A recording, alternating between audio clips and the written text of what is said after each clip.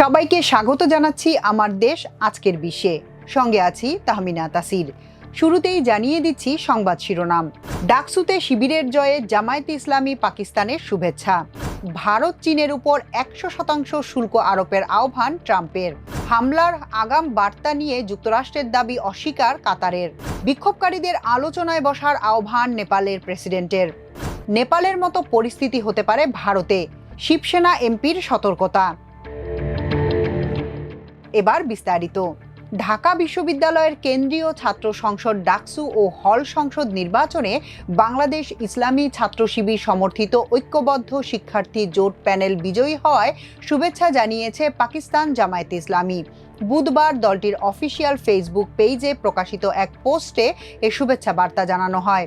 পোস্টে বলা হয়, বাংলাদেশে নতুন ইতিহাস রচিত হলো, আলহামদুলিল্লাহ।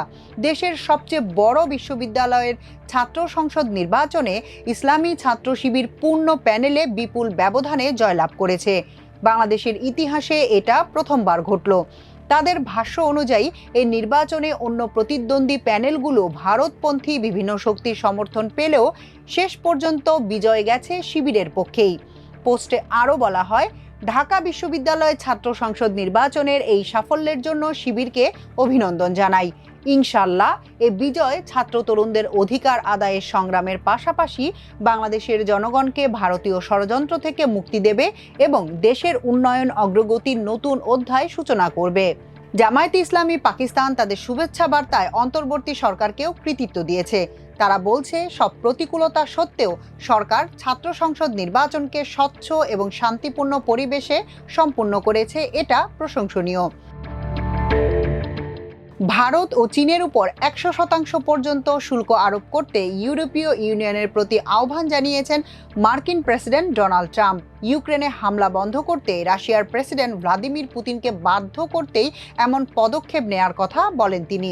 স্থানীয় সময় মঙ্গলবার রাশিয়ার উপর অর্থনৈতিক চাপ বাড়ানোর বিকল্প উপায় নিয়ে যুক্তরাষ্ট্র ও ইইউ কর্মকর্তাদের মধ্যে আলোচনার সময় তিনি শুল্ক আরোপের বিষয়ে এই প্রস্তাব দেন।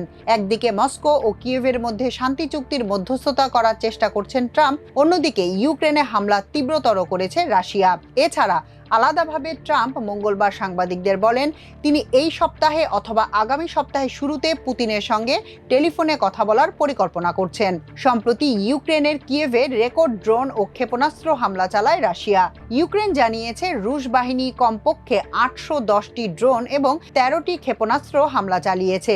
এছাড়া মঙ্গলবার পূর্ব ডনবাস অঞ্চলে রাশিয়ার বোমার আঘাতে 20 জনেরও বেশি বেসামরিক নাগরিক নিহত হয়েছেন। তারা সবাই পেনশন সংগ্রহের জন্য লাইনে দাঁড়িয়েছিলেন।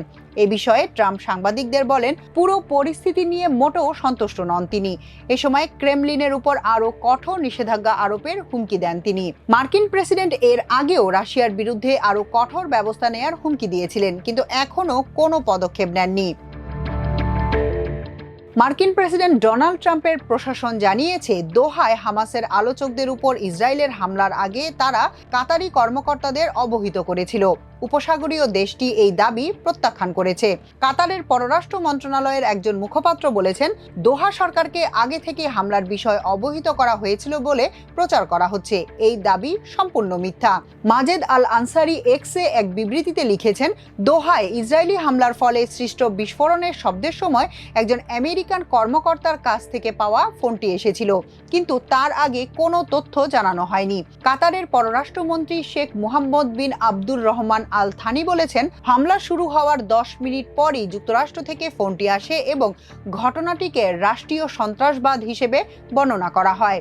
এর আগে মঙ্গলবার যুক্তরাষ্ট্রের প্রেসিডেন্টের সরকারি বাসভবন হোয়াইট হাউসের প্রেস সেক্রেটারি ক্যারোলিন লেভিট সংবাদ সম্মেলনে বলেন, ট্রাম্প প্রশাসনকে মার্কিন সেনাবাহিনী জানিয়েছে ইসরায়েল হামাসের উপর আক্রমণ চালাবে, যা দুর্ভাগ্যবশত কাতারের রাজধানী দোহার একটি অংশে অবস্থিত। বিষয়টি জেনে যুক্তরাষ্ট্র উদ্বিগ্ন হয়ে পড়ে, কারণ কাতারের সরকারের ভেতরে একতরফাভাবে বোমা হামলা হবে। একটি সার্বভৌম দেশ এবং আমেরিকার ঘনিষ্ঠ মিত্র কাতার, তারা শান্তির জন্য আমাদের সঙ্গে কঠোর এবং সাহসিকতার সঙ্গে ঝুঁকি নিচ্ছে। তবে গাজায় বসবাসকারীদের দুর্দশা থেকে লাভবান হামাসকে নির্মূল করার জন্য লক্ষ্যবস্তুটি অনুমোদনের যোগ্যতা রাখে। লেভিট আরও বলেন, ট্রাম্প তার বিশেষ দূত স্টিভ উইটকফকে আসন্ন আক্রমণ সম্পর্কে কাতারিদের অবহিত করার নির্দেশ দেন। পরে কাতারে অবস্থিত মার্কিন সেনা ঘাঁটি থেকেও দোহাকে সতর্কবার্তা দেওয়া হয়েছিল। আলোচনার মাধ্যমে সমস্যা সমাধানে বিক্ষোভকারীদের প্রতি আহ্বান জানিয়েছেন নেপালের প্রেসিডেন্ট রামচন্দ্র পাউদেল। এক বিবৃতিতে সকল পক্ষকে শান্ত থাকার কথা বলেন তিনি। বুধবার এক প্রতিবেদনে একথা জানিয়েছে নেপালের সংবাদ মাধ্যম দ্য হিমালয়ান। জেনজিদের টানা 2 দিনের রক্তক্ষয়ী সংঘর্ষের পর নেপালের পরিস্থিতি আপাতত শান্ত রয়েছে। রাস্তায় টহল দিচ্ছে সেনাবাহিনী। জনসাধারণের চলাচলে সেনাবাহিনীর পক্ষ থেকে বিধিনিষেধ আরোপ করা হয়েছে।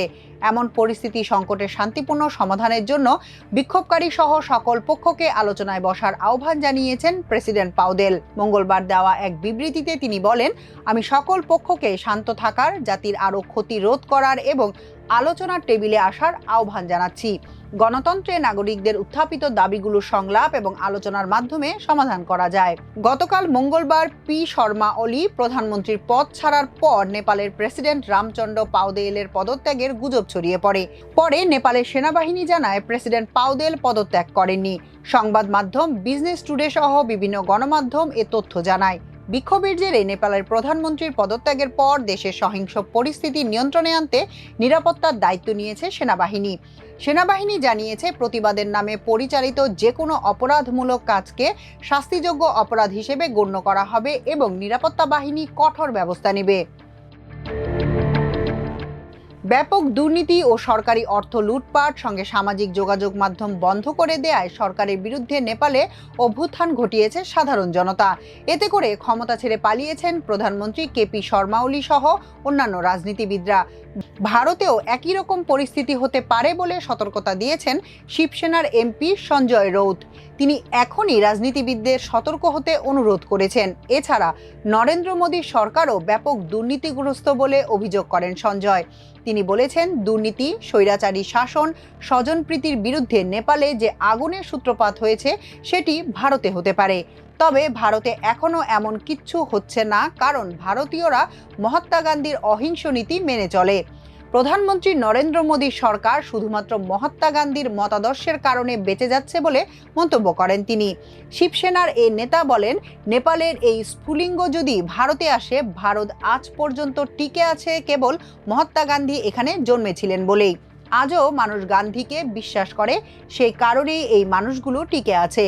মোদিজি, আপনি গান্ধীকে যতই গালাগালি করুন না কেন, আপনার সরকারও গান্ধীর আদর্শের কারণেই টিকে আছে।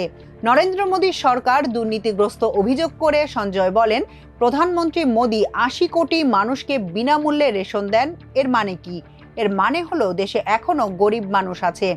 নেপালেও একই অবস্থা ছিল। ভারতের টাকা বিদেশে চলে যাচ্ছে, কারো ছেলে দুবাইয়ে, কারো ছেলে সিঙ্গাপুরে, কেউ আবার ক্রিকেট বোর্ডের চেয়ারম্যান হচ্ছে। মোদী সরকারের পররাষ্ট্রনীতি পুরোপুরি ব্যর্থ দাবি করে এই রাজনীতিবিদ বলেন, নেপাল একসময় আমাদের বন্ধু ছিল।